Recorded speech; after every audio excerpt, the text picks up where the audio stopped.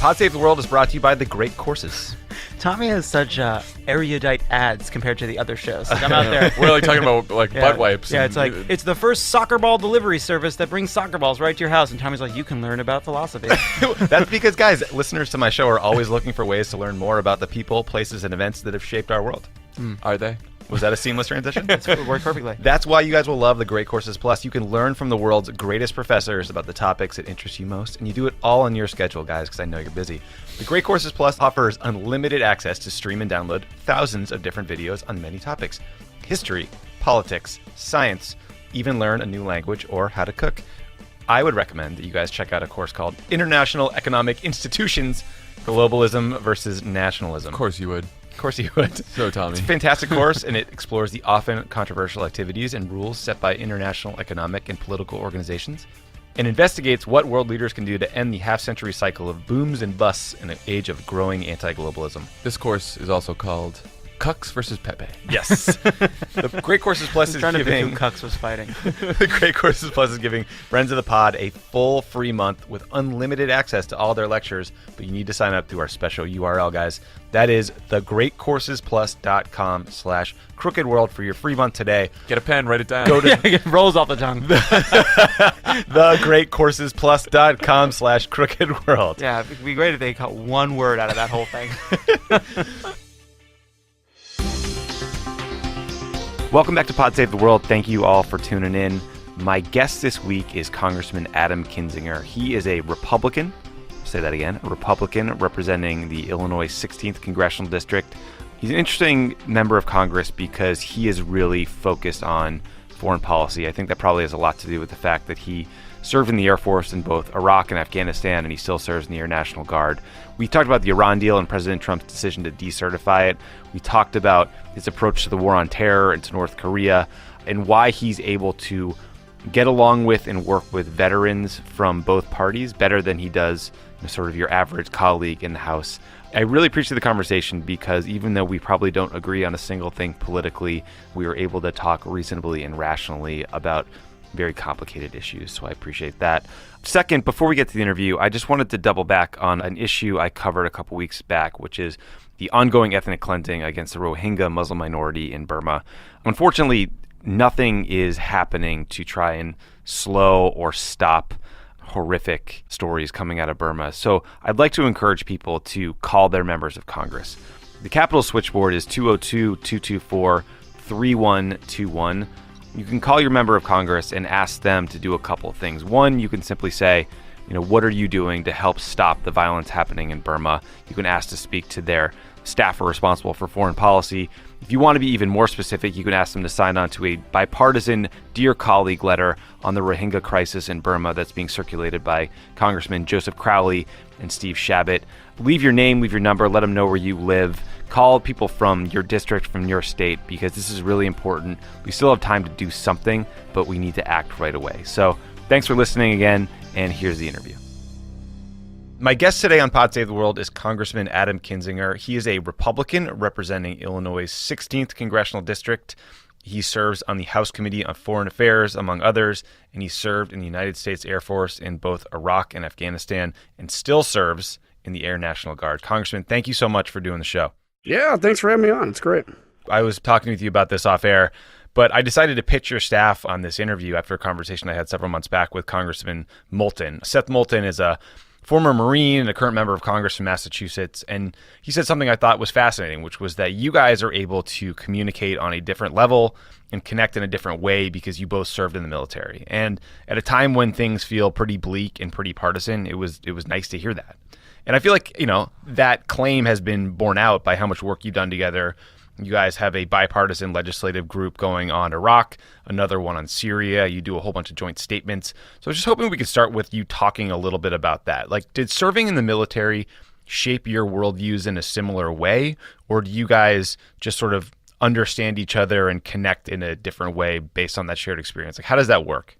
It's probably a little of both. I mean, Seth and I probably don't agree on a lot of issues. I mean, he's a Democrat, I'm a Republican. A lot of these issues that come up day to day, we'll have actual political disagreements. But the difference is, and I think this comes from the military, I also think it's a younger generational thing, is that we don't make the differences personal. It doesn't become, Seth Moulton believes this issue, which I don't, therefore I don't like him. Because, look, when you're in Iraq and when you're in the military, you can have political debates with people because sometimes you're bored and that's what you do. But you still look at somebody who's a Democrat or a Republican and say, that person, my life is in their hands. You learn how to trust each other. You also learn that, frankly, honestly, America's bigger than these like momentary political disagreements. It's something that's lasted through really difficult times, really divided times. But the other thing, being young, if you come into this in your 30s or even in your 40s, you typically don't see Congress as like your last job in life. You don't see that you're going to, retire there at 80. Some probably do. But, you look at it and you say, look, there's life after this. And I like to think that there's an old biblical principle. It's basically like the tighter you hang on to your life, the more apt you are to lose it. I think the tighter you hang on to this job, the more apt you are to lose it. So, like Seth's a great guy. There's a lot of good veterans out here that do just great things. We get along. Yeah. Well, I also think you're wise as a politician representing Illinois to try to have an exit strategy because, boy, what an interesting tradition here with our friend Rod Blagojevich and yeah. I'm not going to go out the same way, though. Don't worry. No, I know you're not. Carson, could you just talk for a minute about like what kind of missions you were flying in Iraq and Afghanistan? I think it's fascinating to hear that history. Yeah, so initially I flew a KC-135. It's a mid-air refueler. That's where I did most of my Afghanistan stuff, kind of all over the world with that. I enjoyed it. I liked the plane. The mission, it was in the height of the surge and everything else, and I said, I want to do something a little more down in the dirt, if you will, a little more into the action. And there was this plane, the RC-26, that had just been deployed to Iraq and as an ISR asset. So basically it does reconnaissance. We find people and things like that. And they had a program. They said they called us mercenaries, but we could stay on our main airframe, the KC-135, and also dual train in this plane and deploy with it. And so I decided to do it, and I fell in love with the mission immediately. I mean, we have guys that come into this from men and women. They come into this plane from fighters or from heavies or other aircraft, and they just love this mission. We're doing real world stuff. We're finding people that you read about in the newspaper the next day. And so I transitioned to doing that job full time. So I left the tanker and came to the mighty Condor, the RC-26. And I'll tell you, it's a rough plane to fly. It's really actually difficult to fly, but the mission's bar none. And I still get to do it in the Guard. And, stateside, we do counter narcotics work. We do border stuff. These guys just got back from South America doing some counter-drug work, so it's really fascinating, and I gotta tell you, I absolutely love the military and love what I do in it. I feel like my dad was in the Air Force Air National Guard and flew fighter jets, and I don't think he ever shook how much he loved that job. Yeah, and and the more you fly as a pilot, the more you fly, the more you actually fall in love with it. It's like the opposite of every other job, where it's like the more you do it, you're like, I'm tired of it. No, flying, you just fall more and more in love with it. That's cool.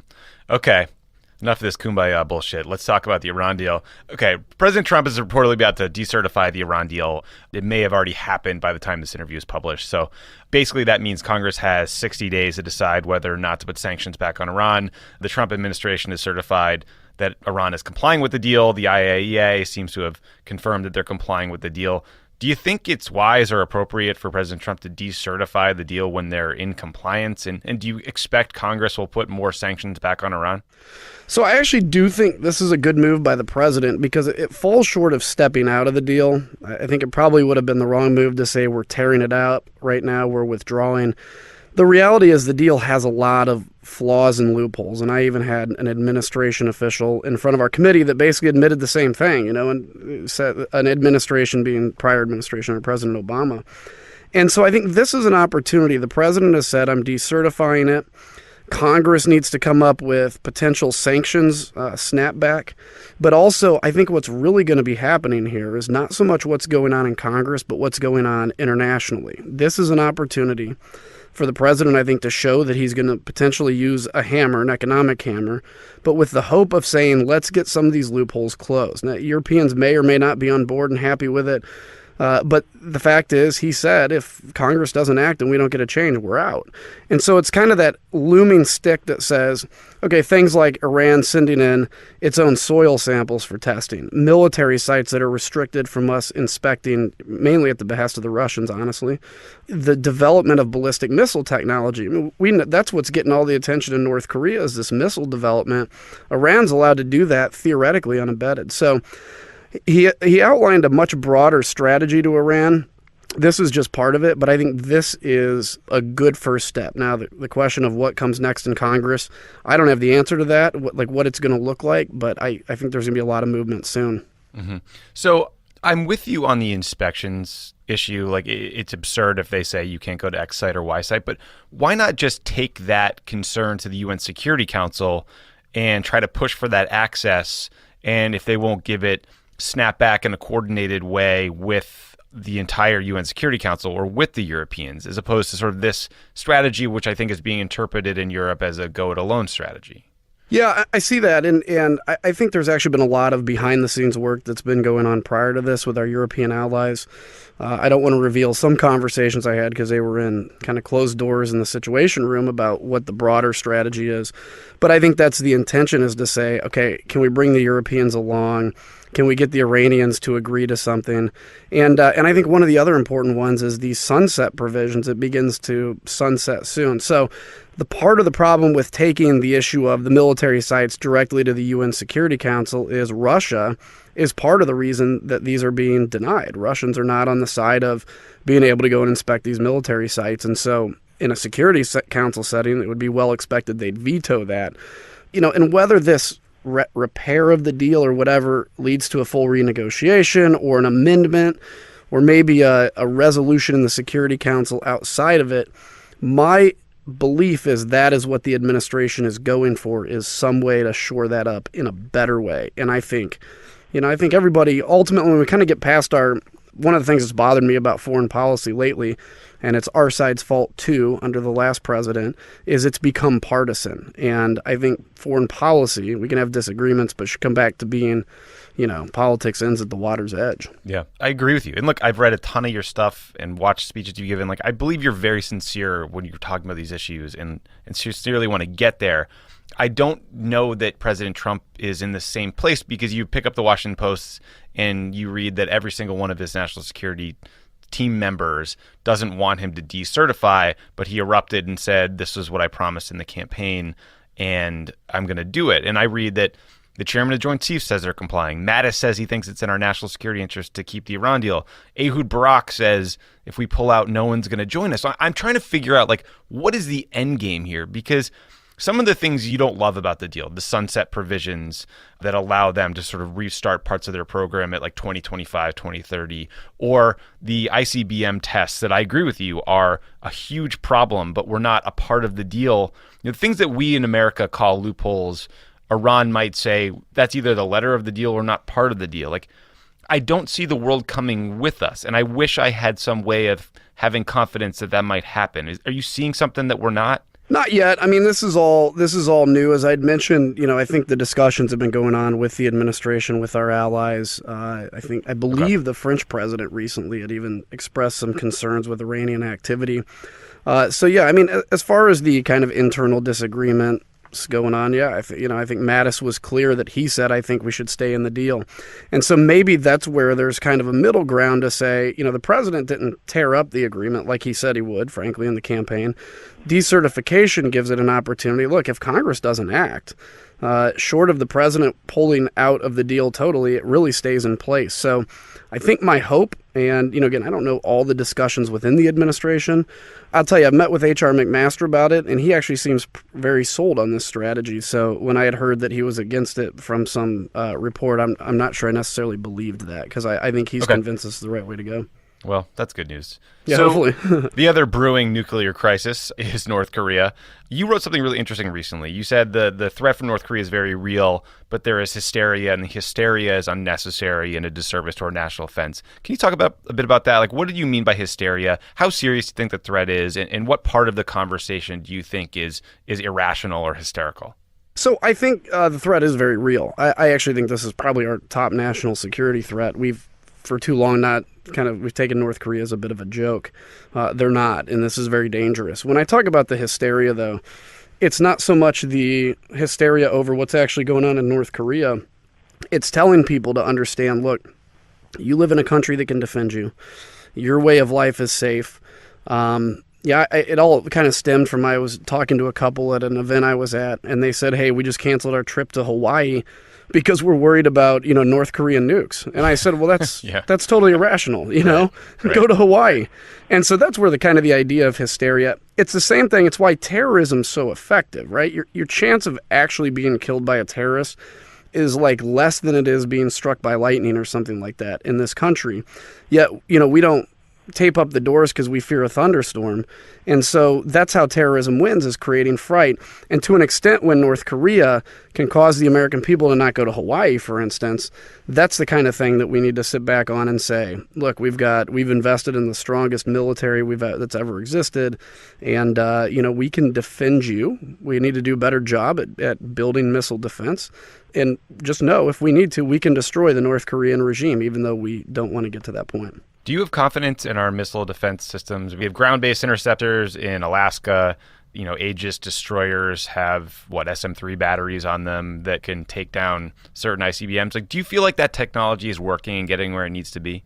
What I've seen in terms of testing and intercept tests for ICBM, for instance, which is a very new thing, I have confidence that we'll get to where we need to be.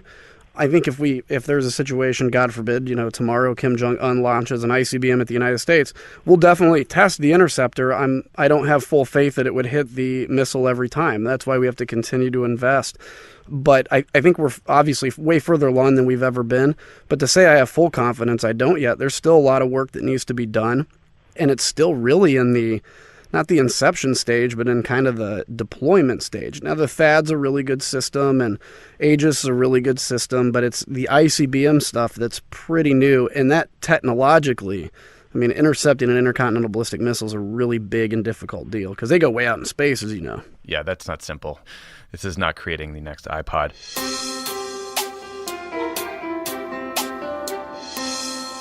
Pod Save the World is brought to you by Soothe.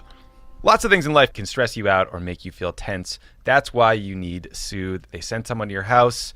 You get a massage. You get to pick. Can you be reading about the great courses while you can watch a great course. You can get a back rub. You can listen to the pod. You set up your iPad on the floor. You put your headphones on. You put it in that little donut thing so you can look down. That's how massages work. You're watching a great course. You're watching a great course. Someone's working your traps and your lats. And everything's moving up. Yeah, it's great. Mind, body, and soul, John.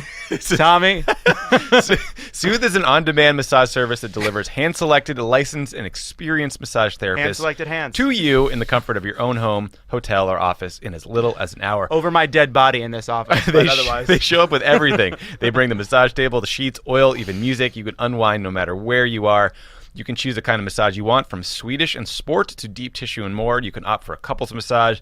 Set the length of your massage. You can also pick the gender of your therapist. The therapists earn over 3.5 times what they make at a spa. They maintain incredible schedule flexibility, and that means you can book a massage for as late as you need on a weekday after maybe you did like a big show with the Pod Tours America crew. You're feeling a little tense because we're working hard out there. You can book via phone or Android app or on the web. Soothe is in 50 cities, including most major U.S. cities in London, Sydney, Melbourne, Toronto, and Vancouver. Book a massage as soon as today. Our listeners are getting a special offer that get you $20 off your first massage when you use our code CrookedWorld. So download Soothe, SOOTHE, in the iOS app or Google Play Store, and be sure to use the code CrookedWorld to get $20 off. Soothe, spa-quality massages anytime, anywhere. Pod Save the World is also brought to you by ZipRecruiter. Love ZipRecruiter. Guys, what if hiring could be easier? I wonder. More streamlined, less time-consuming, so even when you're busy, you can still be smart about the way you hire. With ZipRecruiter, you can post your job to over 100 of the web's leading job boards with just one click, and you can rest easy knowing your job is being seen by the right candidates. Then, ZipRecruiter puts its smart matching technology to work, actively notifying qualified candidates about your job within minutes of posting. so you receive the best possible matches. That's why ZipRecruiter is different. They don't depend on the right candidates to find you. It finds them. No wonder 80% of employers who post on ZipRecruiter get a quality candidate through the site in just one day, and the easy-to-use ZipRecruiter dashboard lets you manage your hiring process from start to finish, all in one place. That's why ZipRecruiter is the smartest way to hire. Find out today why ZipRecruiter is being used by growing businesses of all sizes and industries to find the most qualified job candidates with immediate results. Right now, Pod Save the World listeners can post on ZipRecruiter for free. That's right, free. Just go to ZipRecruiter.com/pod. That's ZipRecruiter.com/pod. One more time, to try it for free, go to ZipRecruiter.com/pod. Great. So President Trump's about to take like an 11-day trip to Asia to start pressuring countries to do more on North Korea. What do you want to see him do? I think we focus a lot on the tweets. I don't love them. I don't think it makes a lot of sense to piss off a nuclear-armed clown over in North Korea. But like the real diplomatic spadework people need to understand is like it's not necessarily just the sanctions or the statements. It's the implementation of those sanctions and pushing countries to like lock down on individual countries. So what do you want to see him do on that trip? Well, specifically on North Korea, I think building or continuing to build and strengthen an alliance against North Korean aggression. You look at, North Korean labor that they basically farm out and then garnish the wage of those laborers to fund the regime. Trade routes, we need basically a de facto blockade of North Korea. China's the key player. The vast majority of commerce in North Korea is Chinese. They could stop that if they wanted to. But on a broader scope, too, it's not just, we focus a lot on punitive measures. I think we need to strengthen our alliance, and I'm not sure if I'm going to see the president do this. I thought our withdrawal from the trade agreement in Asia was a terrible mistake. The TPP. But it did seem that the president might have left room in that to say we'll negotiate some one-on-one trade agreements. I'd like to see that because, look, when we are in trade agreements, we're obviously the dominant economy. For us to write the rules of the economic road is beneficial not just to our economy, but to national defense. You now have countries more reliant on the United States, and you can build those soft alliances like that. So I think strengthening our economic influence in that area would be fantastic. I'm not sure if I really expect any trade agreements announced out of this trip. But then on the other side with North Korea, bringing attention to it. And this is as much, by the way, the target audience is as much China right now as it is North Korea. Right. Yeah, it was very annoying in the Democratic primary to see Hillary Clinton, who had negotiated the TPP, and Bernie Sanders, and then Trump. Everyone just decided to pile on it because suddenly that was good politics. The weird thing is the Americans still support trade. And but yeah, right. For some reason in that election, nobody did. Yeah, 2016, let's just pretend it never happened. So it was a little weird year. So you said some really interesting things about the war on terror. And I think what I like about it is that you do a lot of honesty and sort of expectation setting, which is to say that this is a generational fight that's not going to end in our lifetime. When we defeat the current iteration of ISIS, it's going to regenerate as ISIS 2.0 or Al-Qaeda 2.0. And one of the things you often say is that we have to worry about the battlefield today and then the 7, 8, or 8-year-olds who could be recruited. And we have to help those kids get an education and jobs down the road to prevent them from being susceptible to ISIS propaganda. That is not a politically satisfying answer, but it is honest and it is good expectation setting. Like, do you think we have a strategy in place to achieve that goal? When you see the proposed 30% cuts out of state or the USAID budget, do you think we're doing enough on that development side so that guys like you flying very cool jets have less work to do? I don't think we are doing enough. Short term, I think the counter-ISIS strategy is good. I think, engaging these terrorist groups all over where they exist, Africa and elsewhere, is good. But that's a short-term strategy. That's destroying the current iteration, as we mentioned, of ISIS.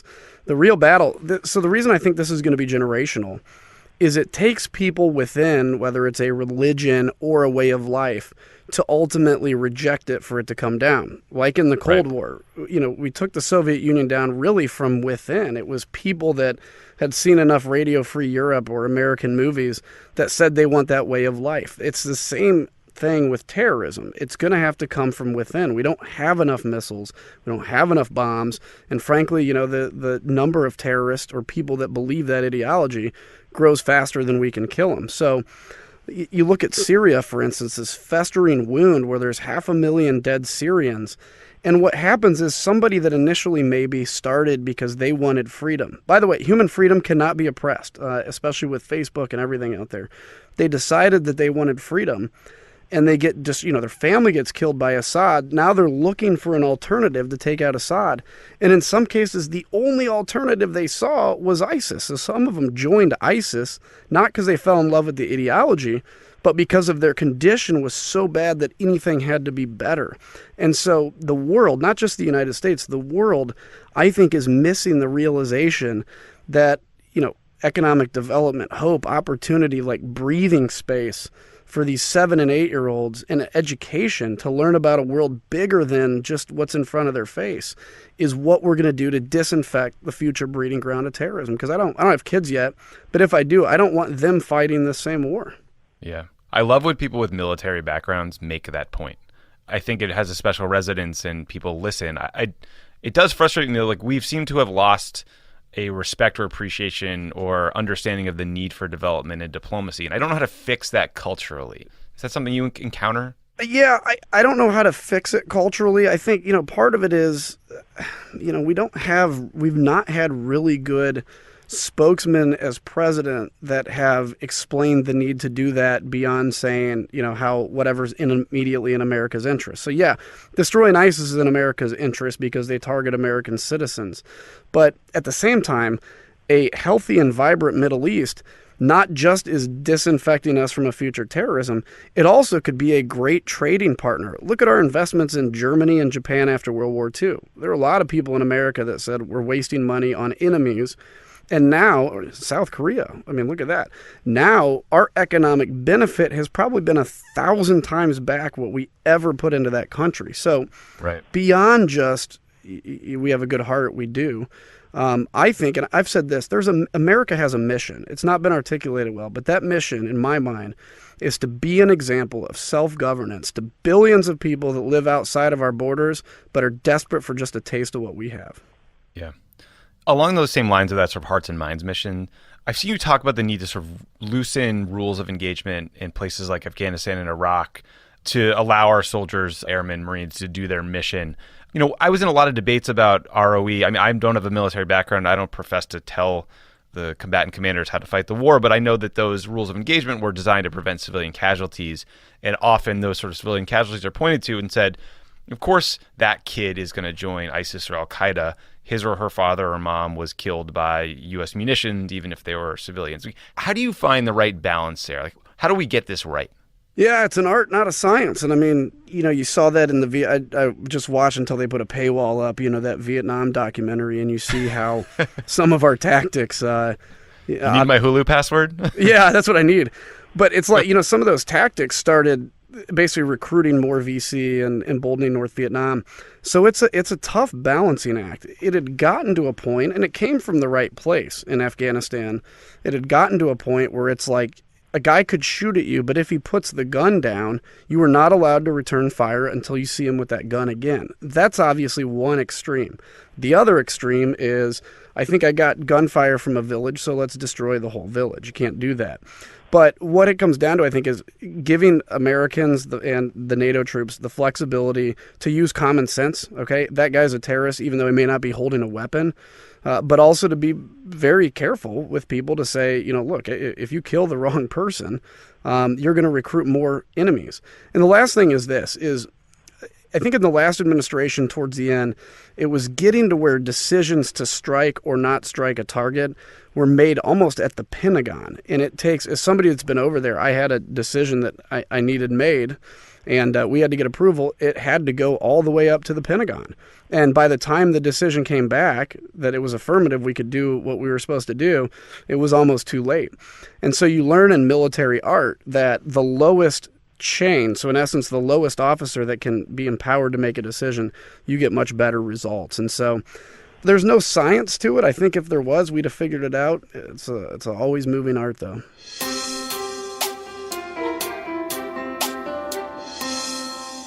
Pod Save the World is brought to you by Texture. Guys, Yep. Winter is coming. Is it? And Texture is here to help. Let's say you're hosting friends and want to impress them. Texture delivers bon appetit and real simple to inspire your event. Oh, we've switched it up a little bit. You can anticipate dinner table events Arm yourself with the finest reporting from The Atlantic or Time Magazine. When cold winter hits, let Afar and Airbnb Mag take you away and inspire your next vacation. No matter what mood you're in, let texture and unlimited access it's to funny. I don't think of magazines as sort of like a winter thing. Oh, sure.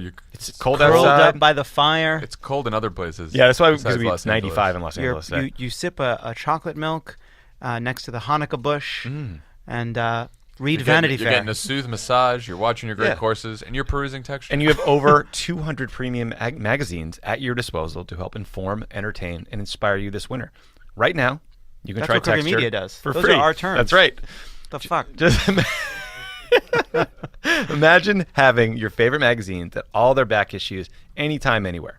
To start your free Texture trial, go to texture.com/crookedworld. If you choose to continue, podcast listeners will get Texture for just $9.99 a month. That's over 30% off their listed price. And there are great gift options for the holiday season. Go to texture.com/crookedworld to start your free trial today. That's texture.com/crookedworld to get your free trial today. Slightly changing gears here. Senator Corker, the Senate Foreign Relations chairman, recently had some tough words for President Trump. He said his threats towards other countries could set the nation on a path towards World War III, and that the only thing separating the country from chaos were folks like General Kelly, Secretary of Defense Mattis, Rex Tillerson, who he said spend their days trying to contain him. I'm not asking you to comment on those comments, but the thing that was interesting is he said that those views are shared by every Republican in the caucus. Is that something you hear? Do we hear these concerns about a literal World War III? So this is in all honesty, I don't think, there are people that are worried by some of the words, and I think some of the words are in some cases inappropriate. But I don't think there's really a fear that we're going to roll into World War III on this, because I think there's an understanding that, somebody may perceive a comment as reckless. At the same time, we're the United States of America, unchallenged military power with military might, and that alone sometimes makes war preventable. So there's a lot of concern in terms of, waking up in the morning and seeing what the next 7 tweets are in the morning. I don't feel the concern about the World War III side of things, because, regardless of what you feel about President Trump, he has good people around him, and I think people that have the country's best interests at stake, and I think that's made people feel better. And I think, looking back on just in general, obviously President Trump's very unique, but I think you look back, he's a human. You look back at President Obama, and our side was so ruthless against him. And even to the point when I was advocating for military strikes in 2013 against Syria, and I was one of the few Republicans out there saying we have to give the president the authority he asked for. And I talked to members on my party that said, no, because, it's President Obama. And I'm like, you don't get to choose. I mean, he's the commander in chief. He won. And he's I disagreed obviously with the decision to suspend him, but at that time he was going to do what was in the national interest. So, look, I think all in all, we have a very stable democracy, even if somebody at the point doesn't like who the president is. When you look back at that decision not to strike Syria after the red line, are you critical of that decision because of the message it sent in terms of keeping our word, which is, I think, the usual criticism we hear, right? If you draw a red line, you need to enforce it. Or do you think that striking then might have had a material difference on the ground? Because that is something I wrestle with all the time. With respect to the chemical weapons, they ultimately cut a deal with the OPCW and the international partners to get the vast majority of their chemical weapons out of the country. Obviously not all of it, because some was used later. But in terms of efficacy, some good things happen. I'm not saying that it was all drawn up with a great plan. But when I look at the civilian casualties and the toll of human suffering, it destroys you to think about what happened there and to wonder what could have been done. Yeah. Yeah, and I think, I disagreed with his decision not to strike the presidents. I believe he thought he was making the right decision, so, it is what it is. But I think in hindsight, the keeping the word thing is important, but I also don't want a president to feel like they have to do something, especially military action, simply because they have to, they put down a red line mistakenly or not. Where I do think the effect is, as we know now, basically all of the Syrian parliament had vacated, the government buildings were empty, and Bashar al-Assad's government was deserting him and left. And I think had the strikes gone through, I talked to somebody in the chain of command who's well known about what the actual plan was had this gone about. And I thought it was a brilliant plan and probably would have led to the decapitation of the Syrian government, with some sense then, some state stuff still in place and giving the Syrians an opportunity to govern themselves. It'd be messy. But if you look like at Libya's a mess, but its intervention there prevented Syria. People often say we can't get involved in Syria because, look at Libya. I'm like, yeah, exactly. Look at Libya. It's way better off than Syria is right now. And I thought, the president's decision to intervene in Libya was absolutely the right one. And so, yeah, it's tragic. Nobody made the decision to not do this out of any sense of anything but what they thought was right. But I think, if we had a time machine, I'd definitely go back and try to convince the president to follow through. I've seen you talk about how reducing the number of troops in Afghanistan and setting a timetable for full withdrawal sent a message to the Taliban that they could basically wait us out. And that's an argument I've heard a lot about timeframes for withdrawal, and it's one that I think is worth considering and discussing.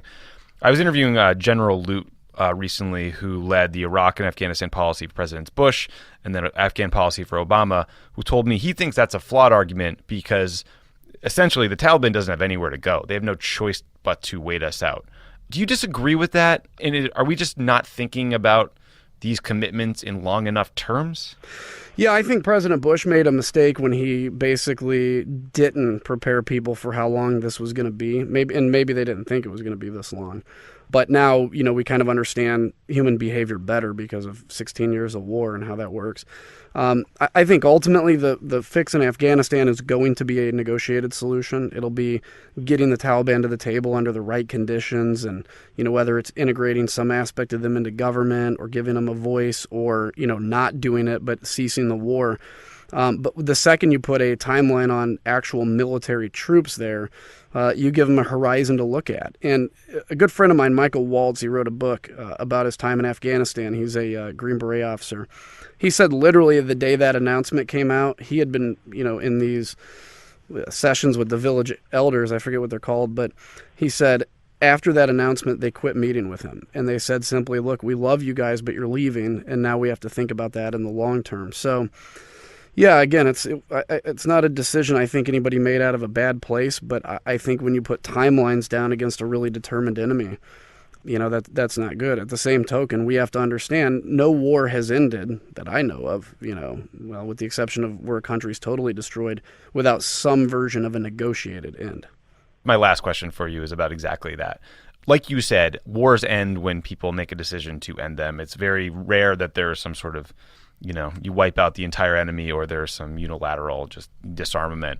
Part of that's going to involve a negotiation. It's going to be a negotiation between the United States, the Afghans, maybe the Pakistanis, and the Taliban.